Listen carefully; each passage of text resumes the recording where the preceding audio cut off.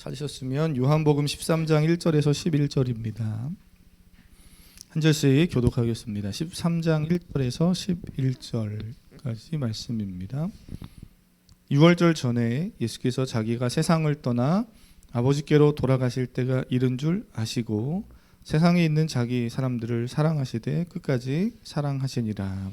마귀가 벌써 시몬의 아들 가룟 유다의 마음에 예수를 팔려는 생각을 넣었더라. 저녁 먹는 중 예수는 아버지께서 모든 것을 자기 손에 맡기신 것과 또 자기가 하나님께로부터 오셨다가 하나님께로 돌아가실 것을 아시고 저녁 잡수시던 자리에서 일어나 겉옷을 벗고 수건을 가져다가 허리에 두르시고 이에 대야에 물을 떠서 제자들의 발을 씻으시고 그 두르신 수건으로 닦기를 시작하여 시몬 베드로에게 이르시니 베드로가 이르되 주여 주께서 내 발을 씻으시나이까. 예수께서 대답하여 이르시되 내가 하는 것을 내가 지금은 알지 못하나 이후에는 알리라. 베드로가 이르되 내 발을 절대로 씻지 못하시리이다. 예수께서 대답하시되 내가 너를 씻어주지 아니하면 내가 나와 상관이 없느니라. 시몬 베드로가 이르되 주여 내 발뿐 아니라 손과 머리도 씻어 주옵소서. 예수께서 이르시되 이미 목욕한 자는 발밖에 씻을 필요가 없느니라. 온몸이 깨끗하니라. 너희가 깨끗하나 다는 아니니라 하시니. 함께 읽습니다. 이는 자기를 팔 자가 누구인지 아심이라. 그러므로 다는 깨끗하지 아니하다 하시니라. 아멘. 아멘. 그러면서 좀 내려가 보면 12절 13절에 가보시면 요한은 또 시간의 정보를 우리에게 줘요. 12절에 뭐라 그럽니까? 이튿날에는 그럽니다. 그 다음 날, 당연히 우리의 개념으로는 이제 토요일이었으니까 다음 날이면 주일쯤이겠죠. 그래서 어떤 일이 일어납니까? 12절 13절 읽어보겠습니다. 시작. 그 이튿날에는 명절에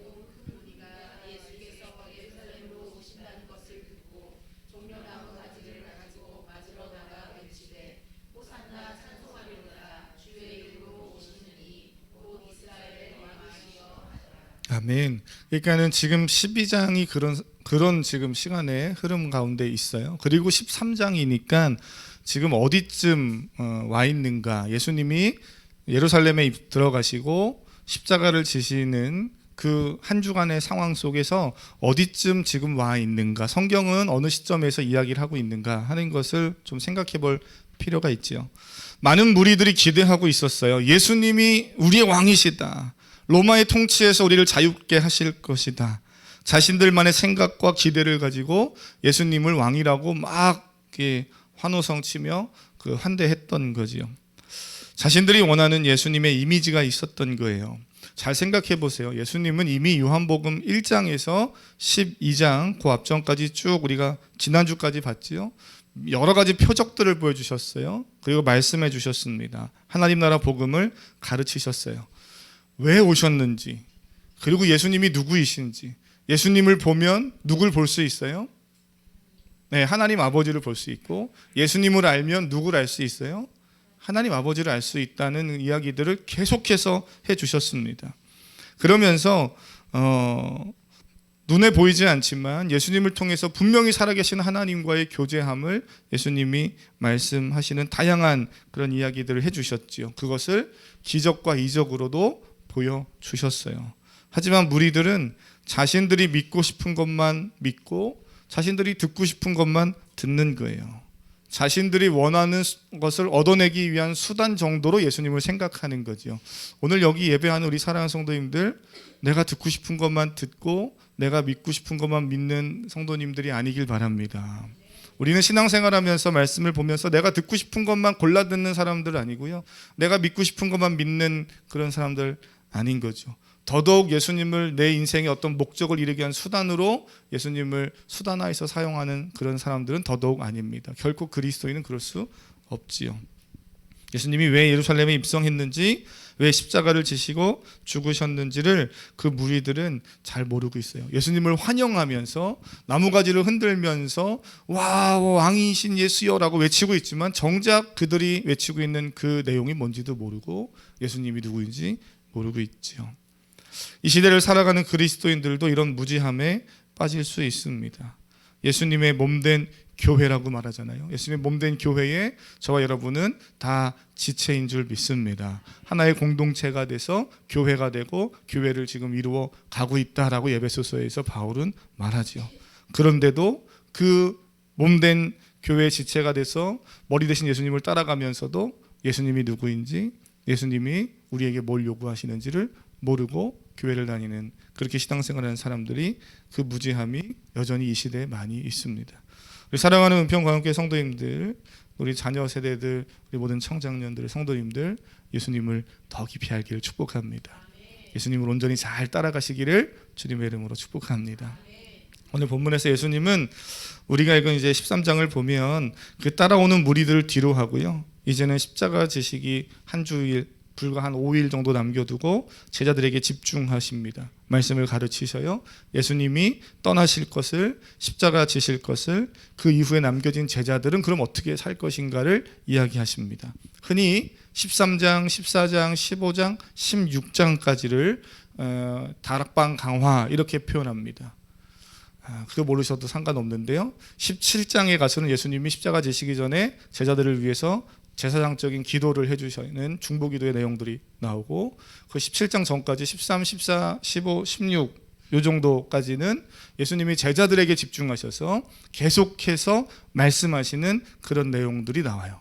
그러니 우리가 고난주간을 지나면서 특별히 13, 14, 15, 16장 그리고 또 17장 다시 한번 천천히 잘 읽어보고 묵상한다면, 이미 지난주간에 다, 지지난주 이렇게 2주 사이에 다 보셨지만 그래도 한 번 더 자세히 보신다면, 예수님의 제자들에게 뭘 말씀하셨고 이 땅에 남겨진 그리스도인 제자들은 어떻게 살아가기를 원하시는가 하는 것을 아주 간단하게 짧게지만 볼 수 있는 내용들이 많이 담겨 있죠.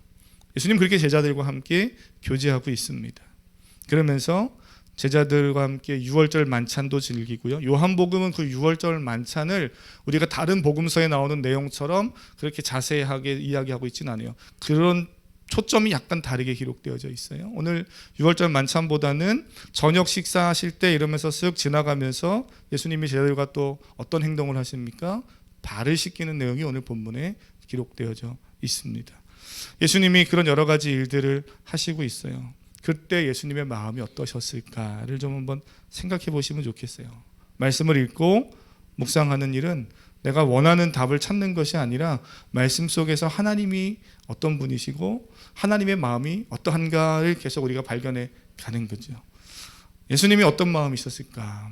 특별히 1절을 보면 십자가 고난과 죽음을 앞에 둔 예수님의 마음, 예수님의 모습은 어떠했는가를 잘 보여주잖아요. 한번 1절 보시겠어요? 1절 다시 한번 읽어보겠습니다. 13장 1절입니다. 시작. 유월절 전에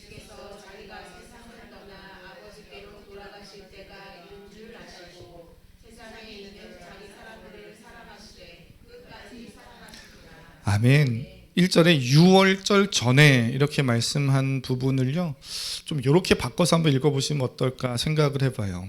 예수님이 돌아가시기 전, 유월절 전에, 이 말은 사실 그렇게 바꿔 읽어도 전혀 문제가 없어요. 예수님이 돌아가시기 바로 전에 예수님은 제자들과 함께 어떤 일을 하고 계시는가 하는 것을 보여주고 있죠. 사람이 인생을 살면서 인생의 마지막을 알고 그 마지막 때에 누군가에게 무슨 행동을 하고 말을 남긴다는 것은 상당히 많은 의미들이 담겨 있잖아요. 그러시죠? 그런 경험 있으시죠? 장례식을 가보시거나 아니면 사랑하는 가족이 세상을 떠나는 그런 순간들을 마주할 때 그들이 하는 행동, 그들이 하는 말이 상당히 기억에 남죠. 오늘 유월절 전에 이렇게만 보지 않고 요거를 예수님이 십자가 지시고 돌아가시기 전에, 또는 예수님이 돌아가시기 전에 라고 이렇게 말씀을 보고 그 다음 내용을 읽어보면 얼마나 예수님이 하시고 싶은 말이 많으셨을까. 그 많은 말 중에 예수님이 어떤 행동을 특별히 제자들에게 남기고 가시는가 하는 것을 우리가 생각해 보게 되죠. 요한은요, 예수님께서 자기가 세상을 떠나 아버지께로 돌아갈 때가 이른 줄 알고 계신다라고 말하고요, 내려가셔서 3절 보시면 3절에서도 이렇게 말해요. 3절도 읽어보겠습니다. 시작. 저녁 먹는 중 예수는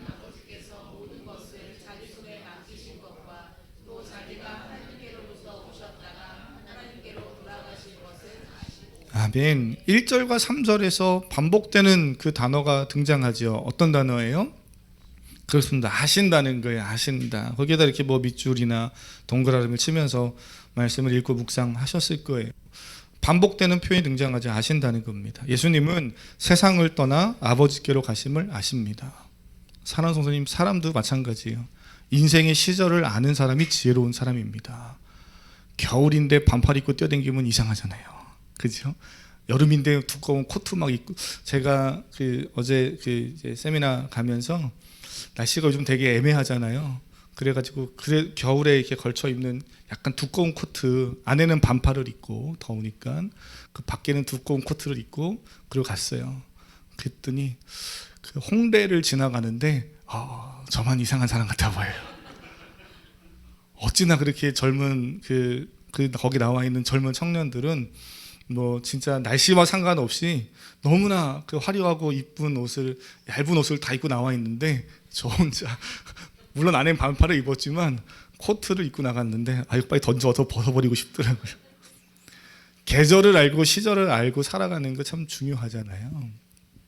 예수님은 때를 아셨어요. 여러분 지금 어느 때를 살고 있습니까? 신혼 때입니까? 인생의 황혼입니까? 학생들은 공부할 때예요? 아니면 우리 청년들은 뭔가를 열심히 준비하고 계획하는 때입니까?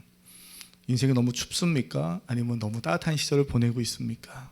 나의 시절과 때를 아는 건 참 귀해요. 그 시절에 혼자 살지 않고 그 시절을 혼자 보내지 않고요. 예수님과 함께 보내시고 공동체와 함께 기도하며 함께 손잡고 그 길을 가기를 주님의 이름으로 축복합니다. 예수님은 아신다 그랬어요. 자신의 때 뭘 해야 되는지 알고 계셨다. 근데 이런 생각을 해봐요. 당연한 거 아닙니까? 하나님이신데요. 예수님이 뭐 그때를 아시는 거 당연한 거 아니에요? 그런데 왜 요한은 성경은 그 예수님이 그 당연하게 때를 아신다는 이야기를 하고 계실까? 가만히 말씀을 생각해 보면 지금 십자가를 앞에 두고 있는 상황이라고 그랬잖아요. 예수님의 고난, 죽으심, 그리고 십자가 사건은 예수님의 뜻을 하나님의 뜻을 이루기 위한 예수님의 자발적 순종이라는 거예요. 이 기억하셔야 될 것은 예수님은 강제로 십자가로 지금 가고 계시는 것이 아니죠. 하나님의 뜻이니까 난 어쩔 수 없이 저 십자가 지고 죽어야 돼 이러면서 강제로 끌려가시는 게 아니에요. 보여지는 것은 성경을 읽다 보면 이제 고난주간의 그 행적 속에서 예수님은 로마 군인에게 체포당하시고 신문당하시고 억울하게 재판받으시고 결국에는 십자가에 죽으십니다.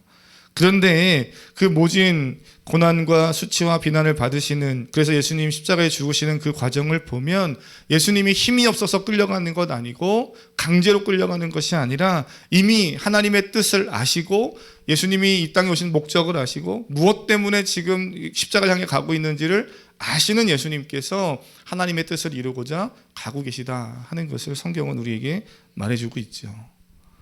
예수님의 십자가는 우리를 향한 하나님의 사랑을 확실하게 드러내고 있는 증거예요. 그래서 사도 바울이 로마서에 사는 말씀 있죠. 우리가 너무 잘 알고 있는 말씀일 거예요. 어느 누구도 부인할 수 없고 하나님의 사랑을 핑계할 수 없는 것이 십자가 사랑입니다.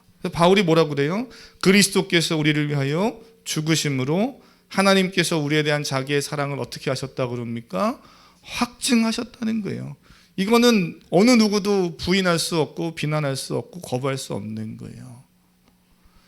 예수님의 십자가 사건은 예수님의 무능함이나 하나님의 계획이 실패함을 의미하는 것이 아니지요.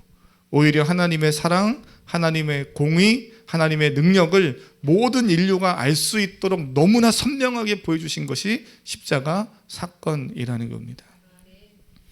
요한은 1절에서 그 이야기를 하면서 세상에 있는 자기 사람들이란 표현을 해요. 세상에 있는 자기 사람들.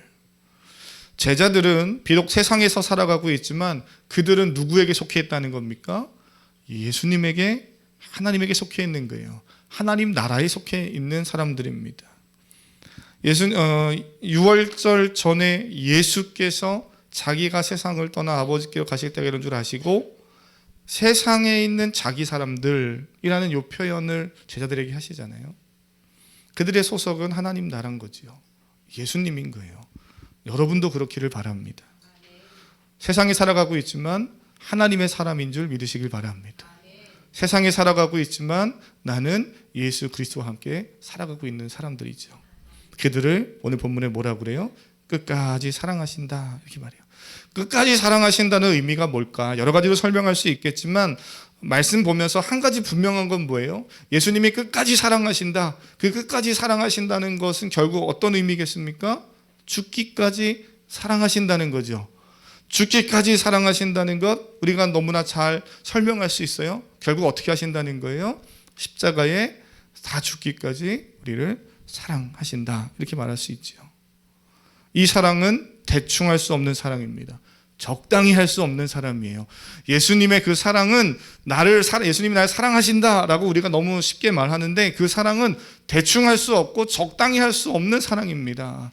그 사랑 앞에서 마음껏 우시고 감격하시고 또는 그 은혜 안에서 하나님을 온전히 기뻐하시는 우리 사랑하는 성도님 될 수 있기를 축복합니다. 하나님이 주시는 은혜가 오늘 이 시간 여러분 가운데 있기를 원해요. 그 마음으로 옆 사람에게 한번 이렇게 축복하면 좋겠어요. 하나님이 당신을 끝까지 사랑하십니다. 끝까지의 강조를 두셔서 옆 사람을 축복하겠습니다. 시작. 하나님께서 당신을 끝까지 사랑하십니다. 예. 물론 예수님 그러시지 않지만 내가 저 인간 저거 도저히 안 되겠다 이러지 않고요. 끝까지 내가 포기하지 않고 사랑한다 말씀하시죠. 한 번 더 축복할까요? 당신은 예수에게 속해 있습니다. 시작. 당신은 예수에게 속해 있습니다. 아멘. 그렇습니다. 예수 안에 있는 자들이에요. 그 예수님이 제자들의 오늘 본문을 보면 발을 씻겨 주시는 내용이 나옵니다.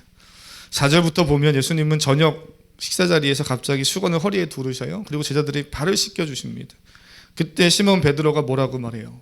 너 잘 아시는 말씀이죠. 혹시 교회를 처음 이제 막 신앙생활하고 있는 우리 성도님들은 제외하고 나머지 분들은 아마 거의 다 이 내용도 너무 잘 아실 거예요. 성경 읽어보셔서 아시겠지만 예수님이 제자의 발을 씻고 순번대로 하나하나 가는데 베드로 차례가 오니까 베드로가 뭐라고 그래요? 예수님 뭐 하시는 겁니까? 제 발을 닦아주시려고요? 아니요, 그럴 수 없습니다.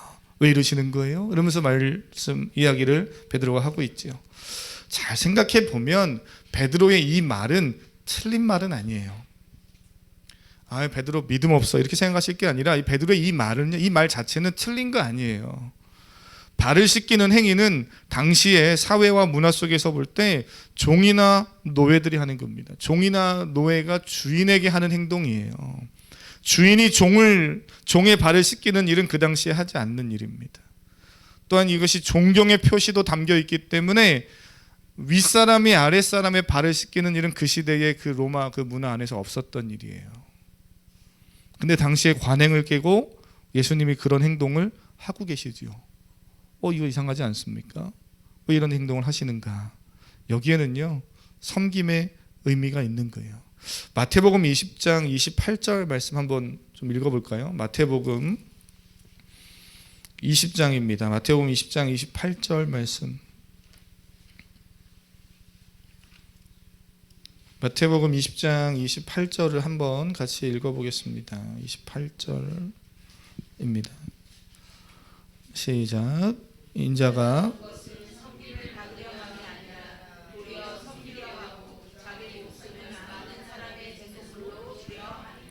아멘. 이 마태복음을 방금 읽은 거잖아요. 마태복음을 보면 예수님이 나귀를 타고 예루살렘에 들어가시기 전의 상황입니다. 지금 마태복음 20장 읽은 부분은 마태복음의 흐름상으로는 그 우리가 말하는 종려주일 그 예루살렘 성으로 들어가시기 전이에요. 그래서 곧 내려가셔서 21장 보시면 예루살렘 성으로 예수님이 들어가시는 장면이 이어져서 이제 나오죠. 그러니까 어쨌든 그 시점 어디예요? 우리가 보고 있는 요한복음에서 보고 있듯이 요한복음 12장 그 이전에 어느 그 시점쯤인 거죠. 가까이 있는 상황입니다. 그때 예수님이 제자들에게 뭐라고 그러시냐면 내가 온 것은 섬기고 많은 사람을 위해서 목숨을 내어주기 위해 왔다. 예수님이 그 얘기하셔요. 근데 이 말씀을 하시는 배경을 보면 제자들은 예수님이 그 십자가를 지러 지나가시기 불과 한 일주일도 안 남은 그 시점에서 어떤 논쟁을 하고 있는가 하면 누가 더 크냐를 따지고 있는 게 마태복음의 상황입니다. 제자들이 그래요. 누가 더 크냐 이런 거죠. 누가 예수님의 오른팔이냐, 누가 예수님의 왼팔이냐, 이런 이야기를 따지고 있는 겁니다. 권력욕이죠. 예수님이 가시는 십자가의 길, 섬김의 길에는 관심이 없고 예수님과 함께 세상에서 한 자리 좀 차지하는 것, 거기에만 관심이 있었던 거예요. 하나님의 마음이나 하나님의 구원 계획, 하나님의 나라, 여기에는 무지했던 거죠. 이런 제자들에게 예수님은 왜 예수님이 이 땅에 오셨는지를 말씀해 주신 것이 우리가 좀 전에 읽었던 마태복음 9절이에요. 왜 오셨다고요? 섬기러 오셨다는 거예요. 그 섬기러 오신 그 예수님께서 오늘 본문에 말씀으로 돌아와서 보면 12절에서도 예수님이 그렇게 제자들의 발을 닦아주신 이유에 대해서 이제 설명해 주시는 내용들이 나오는데 우리는 12절까지 읽었지만 그 밑에 12절 한번 보시겠어요? 12절 뭐라 그럽니까? 그들의 발을 닦으신 후에 옷을 입으시고 다시 앉아 그들에게 이르시되 내가 너희에게 행한 것을 너희가 물어보셔요. 예수님이 발을 닦아주시고 물어보십니다. 너 내가 왜 이렇게 했는지 아니? 라고 물어보십니다. 예수님의 행동에는 다 계획과 의도가 있으셨던 거죠. 제자들을 가르치시고 싶었던 거예요. 제자들에게 스승 되시는 예수님께서 먼저 본을 보이시고 싶으셨던 겁니다. 왜 본을 보여주십니까? 그 다음에 계속 말씀하시죠. 너희도 내가 행한 대로 그대로 했으면 좋겠다. 사랑하는 성도님, 제자는요 섬기는 자들이에요. 그리스도인들은 예수님 믿고 구원받아서 하나님 나라의 백성이 된 우리들은 이 땅을 살면서 섬기는 자들인 줄 믿습니다. 이 섬긴다는 것을 근데 잘 이해하셔야 돼요. 섬긴다는 의미가 뭔가? 교만하게 살아가지 않는다는 겁니다. 교만하게 살아가지 않는 거예요. 내가 주인 되어 살지 않는다는 겁니다. 내가 주인 되어 살기 때문에 교만한 거죠.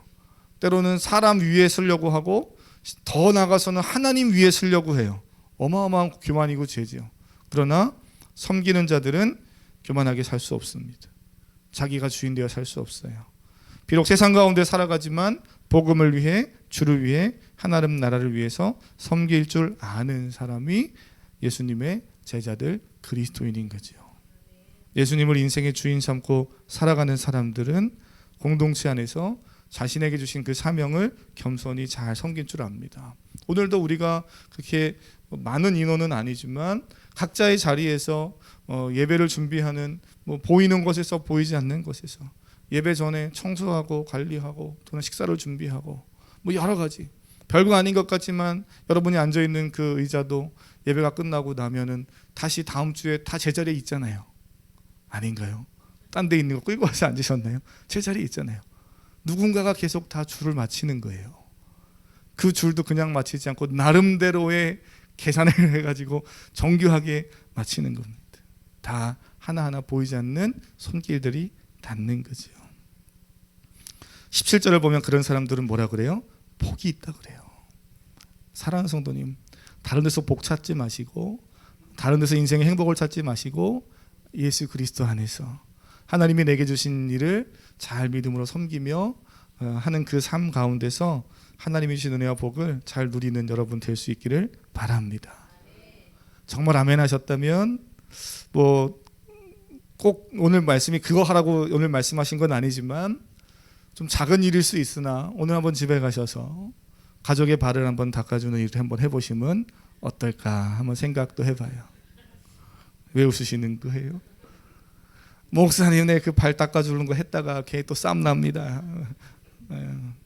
그럴 수도 있죠. 왜 그러는 거야 아마. 그럴 수도 있는데 예수님의 마음을 가지고 한번 할 수 있다면 아내가 남편의 발을, 남편이 아내의 발을, 부모가 자녀의 발을, 또 부모님, 자녀가 부모님의 발을 한번 이렇게 닦아주면서 한번 눈을 마주치면서 하나님의 사랑을 생각하고 대화를 해보는 것은 어떠실지요. 오늘 본문이 그거 하라고 예수님이 하신 건 아닌데 우리가 교회에서 세족식 같은 것 하잖아요. 그러면서 섬김을 생각하는데 설교 준비하면서 그런 생각 해봤어요.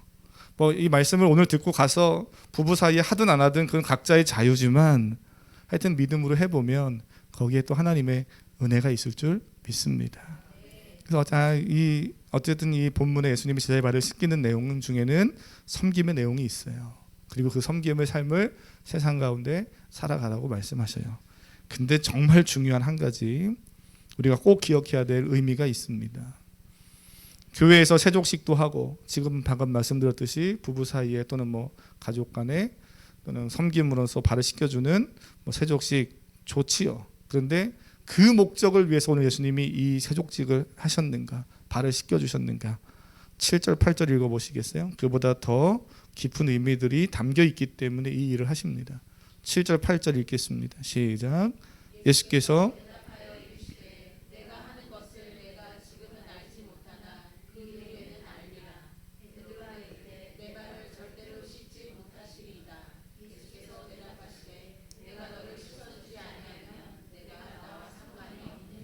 아멘. 단순히 잘 섬기며 살아 이거 가르쳐 주시려고 알려주시려고 예수님이 하신 거라면 베드로가 예수님 내 발은 씻어 주실 수 없습니다. 예수님 왜 이러세요라고 말할 때 그래 베드로야 너의 마음 내가 안다고 지나가실 수 있을 거예요. 근데 예수님 그렇게 하시지 않으시죠. 베드로에겐 너무 충격적인 말씀을 하세요. 내가 네 발을 씻어주지 않으면 그러면 너는 나와 상관이 없다 이런 이야기를 하십니다. 이게 베드로에게는 엄청난 충격인 거예요. 나름대로 자부심을 가지고 난 예수님의 수제자고 난 예수님을 사랑하고 나름대로 자부심이 있는 베드로인데 이 발을 씻겨주지 않는다고 할 때 그러면 난 너와 상관없다 이 말을 듣는 베드로에게는 너무나 충격이었을 거예요. 예수님 왜 이런 말씀을 하십니까? 여기에는 영적인 의미가 있어요. 예수님은 단순히 제자들의 발을 씻기는 그 행위만 하시는 것이 아니라 이 발을 씻어주는 씻겨주는 행동을 통해서 영적인 의미를 또 예수님 보여주고 상징적인 행동들을 하고 계시는 거죠. 그것은 예수님이 발을 씻기는 이 행동 여기 안에 예수님은 우리를 깨끗게 하시고 거룩히 하시는 분이시다 하는 그 의미가 담겨져 있습니다. 예수 그리스도를 믿고 예수 안에 거하고 예수님과 교제하는, 그래서 하나님 나라 백성 된 자들은 예수님을 통해서 깨끗함을 입은 자들이 되는 줄 믿습니다. 그래서 우리는 죄인의 삶을 살았고 예수님을 알기 전에 죄인이었지만 예수님을 믿고 난 이후에 거룩해진 그리스도인 의인의 삶을 살아간다라고 말하죠. 그리고 그 삶을 우리가 살아가는 성도로서 내게 주어진 삶을 거룩하게 섬기며 겸손하게 깨끗하게 살아가려고 애를 쓰기도 하지요. 사랑하는 성도님, 고난주간을 보내면서 그렇게 살아가시는 성도님 될 수 있기를 바랍니다. 예수님 아니면 결코 깨끗해질 수 없고 예수님 아니면 결코 하나님 나라에 들어갈 수 없는 거죠. 예수님과 함께 동행하시고 하나님과의 그 깨어진 관계를 예수 그를 통해서 회복하셔서 말씀을 볼 때마다 성령 하나님이 조명하여 주셔서 예수님을 발견하고 또 예수님을 발견하고 예수님의 가르침을 성경을 통해서 볼 때마다 보이지 않는 하나님을 보고 하나님과의 친밀함이 회복되고 그 안에서 성령 충만한 그리스도의 삶을 잘 살아가는 우리 사랑하는 성도님들이 되기를 축복합니다. 그래서 이 찬양 우리 아까 예배 전에 한번 후렴 부분을 찬양하긴 했었는데요. 이 찬양을 좀 고백하고 기도하려고 합니다. 우리 새 위에 죽으신 주, 이 찬양 우리 가사를 좀 고백하면서 십자가 그 사랑 감사해 날마다 주의 형상대로 변화되리라. 십자가 우리를 새롭게 하리. 저는 한 가지 마음에 소원하는 여러 가지 사역을 하면서 그런 기도 제목 중에 하나님 예수 그리스도를 어제보다 오늘 더 알길 원하고 오늘보다 내일 더 알길 원합니다. 근데 이게 잘 안 돼요. 여러분 그렇습니까? 여러분 어떻습니까? 여러분은 잘 되시나요? 예수님과 가까이 하는 그 삶이 너무나 귀한 거 알고 당연히 잘 된다고 생각하는데 어느 순간인가 이게 정체되는 것 같고 운동선수를 말하면 슬럼프를 겪는 것처럼 멈춰 있는데 심지어는 꼬꾸라지는 때가 있기도 합니다. 그래서 제가 늘 청년 때부터 하나님 앞에 기도했던 건 오늘 어제보다 오늘 하나님 더 알길 원합니다. 거창하게 막 많이 아는 게 아니라 그냥 어제보다 오늘 오늘보다 내일 그렇게 하루하루 하나님을 더 가까이 알길 원합니다. 저에게만이 아니라 우리 사랑하는 성도님들에게도 부부 사이에서도 하나님 안에서 서로를 바라봤던 그 마음이 더 커지고 부모와 자녀 사이에서도 하나님의 마음으로 더 하나님 가까워지는 그런 은혜들이 있길 원합니다. 그런 마음이 있어요.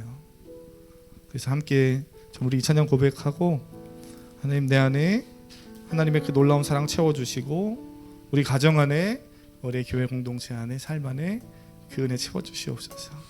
우리 그런 마음으로 함께 기도하겠습니다. 우리 죄 위에 우리 죄 위해 죽으신 주 십자가 그 사랑 감사해 날마다 주의 영상대로 변화되리라 십자가 우리를 새롭게 하리. 우리 한 번 더 우리 죄 위해 죽으신 주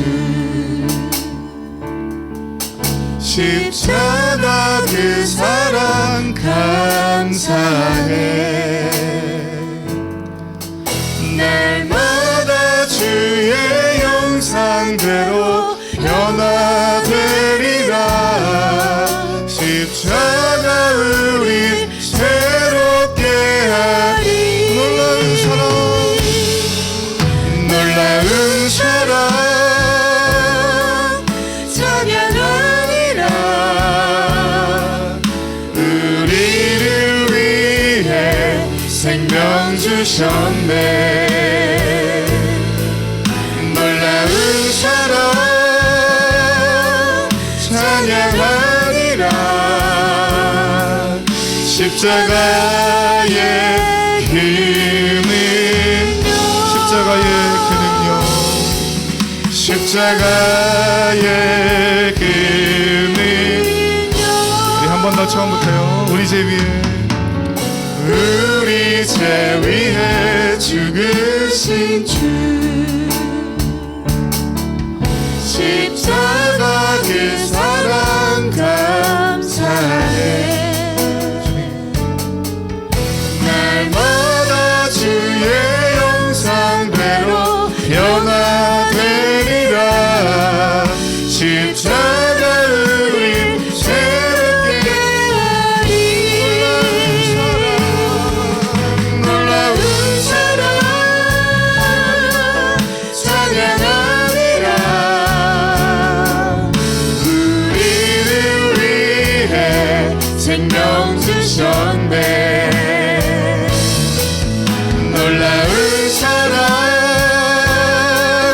찬양하리라 십자가의 그 우리 믿음으로 두 손 들고 놀라운 사랑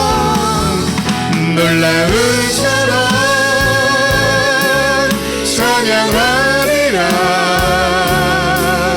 우리를 위해 생명 주셨네 놀라운 사랑 찬양하리라 십자가의 우리 한 번 더 마음을 들였어 놀라운 사랑 찬양하리라 우리를 위해 생명 주셨네 놀라운 사랑 찬양하리라 십자가의 그 능력